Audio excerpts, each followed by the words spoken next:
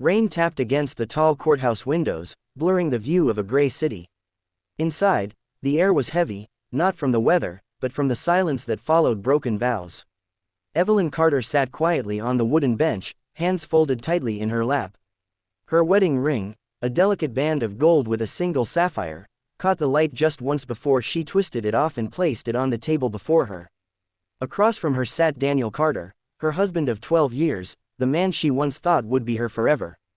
Now, he sat beside a younger woman, Lana Brooks, his so-called assistant. Evelyn's gaze didn't rise to meet theirs. She had seen enough: the late-night texts, the perfume that wasn't hers, the lipstick stain on his collar. Daniel adjusted his tie, trying to look composed. "Let's just get this over with," he said coldly. Evelyn didn't answer. Her heart had already broken months ago. What was left now was only dust and dignity. The mistress's smile. Lana smiled faintly, leaning toward Daniel. "After this, we'll finally be free," she whispered. Free. The word stung Evelyn's heart like salt on an open wound. Free, as if their marriage had been a prison, not the home she had built with love, patience, and sacrifice. The courtroom door creaked open. Everyone turned their attention to the front. A tall man in his 50s, dressed in a judge's robe, entered and took his seat. His nameplate read Judge Raymond Hall. His sharp blue eyes swept the room, landing on Evelyn first, then on Daniel, and finally, on Lana.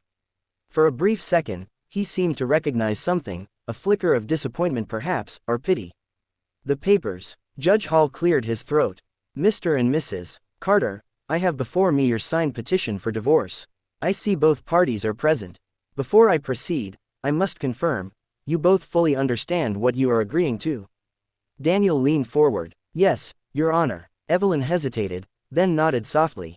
"Yes, I do." The judge looked at her for a long moment, his expression unreadable. "Mrs. Carter, I notice you're not represented by a lawyer.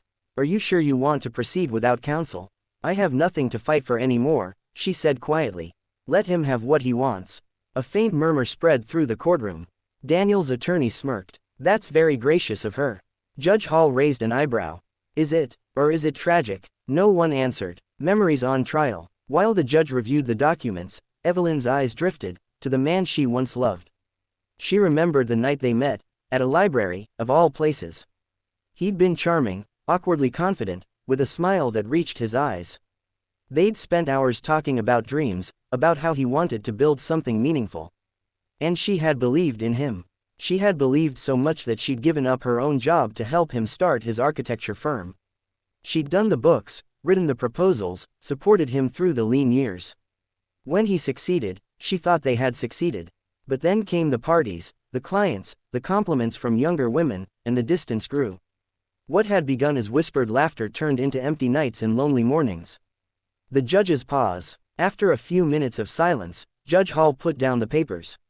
"I've reviewed everything, but before I sign, I want to ask a question, not as a judge, but as someone who has seen too many broken families in this room." He looked at Daniel. "Mr. Carter, do you believe that what you're doing today is right?"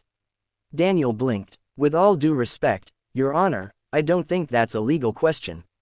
Judge Hall smiled slightly. "No, it's not, but it's the only one that matters." He turned his gaze to Lana. "Miss Brooks, are you prepared to build a marriage on the ruins of another?" Lana shifted uncomfortably. "I love him," she said, her voice trembling just a little. "That's all that matters." The judge leaned back. "Love is easy when there's no test of loyalty, Miss Brooks. Let's see if it lasts when the wind changes." The twist. Just as Daniel reached for the pen to sign, Judge Hall raised his hand. "Before we finalize this divorce, I need to bring to your attention something you might have overlooked." Daniel frowned. "What do you mean?" The judge picked up a folder.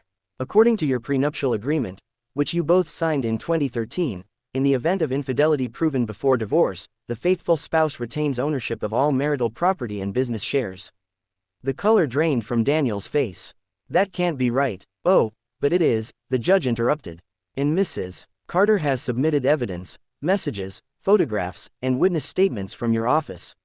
It seems, Mr. Carter, that you were less than discreet." Lana's smile vanished. "Daniel, you said the prenup didn't matter." Evelyn didn't gloat. She didn't even look at them. She just sat, serene, her eyes glistening but proud. Judge Hall's tone softened. "Mrs. Carter, do you still wish to proceed with the divorce under these terms? Evelyn nodded. Yes, Your Honor. I don't want his money. I only want peace. The judge gave a faint, approving smile. Then peace you shall have, and justice as well.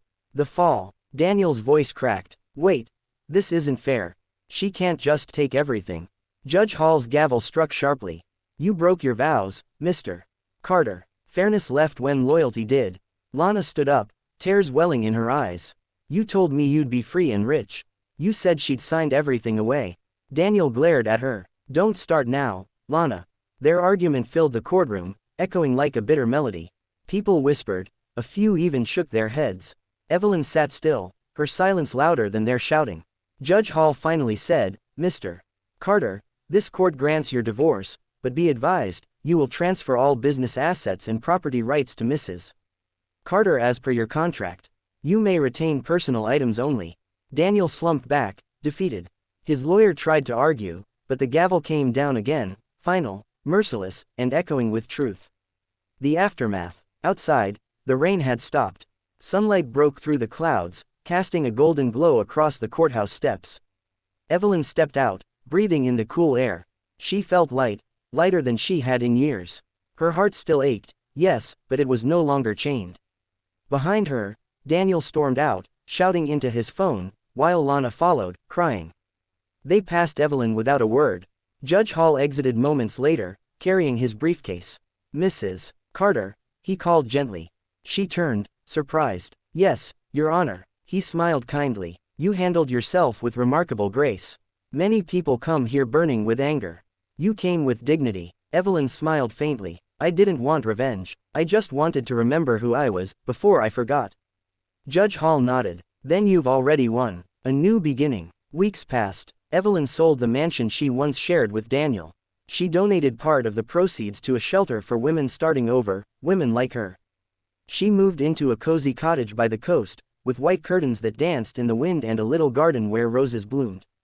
One evening, she stood by the sea, watching the waves crash and retreat. For the first time in years, she smiled, not because of anyone else, but because she had survived. Her phone buzzed. A message from Daniel. Greater than, I made a mistake. I lost everything, including you. If you ever find it in your heart to forgive me, please let me know. Evelyn read it once, then deleted it. Forgiveness didn't mean returning. It meant moving on, lighter, stronger, and free. The judge's reflection. That night, Judge Hall sat in his chambers, thinking about the day's case. He had seen countless divorces, people turning love into war. But something about Evelyn's quiet strength had stayed with him. He opened his notebook and wrote, Greater than, justice isn't about punishment. Sometimes, it's about teaching the heart what it refused to learn. He smiled softly, then closed the book. Outside, the rain began again, gentle this time, as if the sky itself were washing away old pain.